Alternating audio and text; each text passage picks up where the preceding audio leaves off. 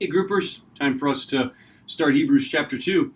I started off my message this week talking about one of my favorite pioneers, John Muir. Who is one of your favorite pioneers? And what did they pioneer? Well, Hebrews chapter 2. We're going to now focus on Jesus' humanity. We've been focusing on his divinity in chapter 1, the exact representation of his being. He has the Shekinah glory. He's greater than angels. The angels worship him. We worship him. Well, now we're going to focus on his humanness. What place does mankind have in the hierarchy of God? What place does mankind have in the hierarchy of angels? What place do we have in the hierarchy of man, animals, physical earth? Just where do you put man in God, angels, animals, earth? And according to the author of Hebrews chapter 2, where do we fit? Now, then do you agree with this teaching? Do you agree with where the author of Hebrews puts us in this hierarchy? Verse 8 says that we don't see everything subject to man. Why isn't everything subject to man? It said that it was. Why isn't it now? What isn't subject to us now? Well, then if you talk about that, next question is, how was Jesus made lower than the angels for a little while, according to verse 9? Now, how literal do you translate this made lower than the angels? Is this just figurative? Is there a literalness to this verse? Then after you talk about that, talk about this. What does it mean that Jesus tasted death in verse 9? And how does this tasting of death language, how does it relate to all of our future ultimate demises?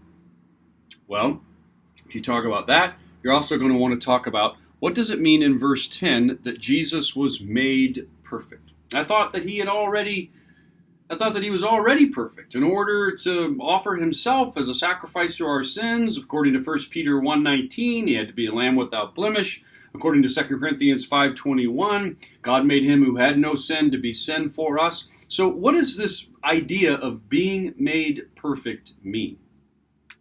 Keep working our way through the passage. In verse 14, it says the devil has power over humanity. And so what power, according to Hebrews 2, what power does the devil have over humanity? Well, a little farther on, verse 17 speaks of Jesus making atonement. How would you define substitutionary atonement, this vital doctrine in Christianity? How would you define substitutionary atonement? What things did Jesus atone? I think we should make a list here of the things that Jesus atoned.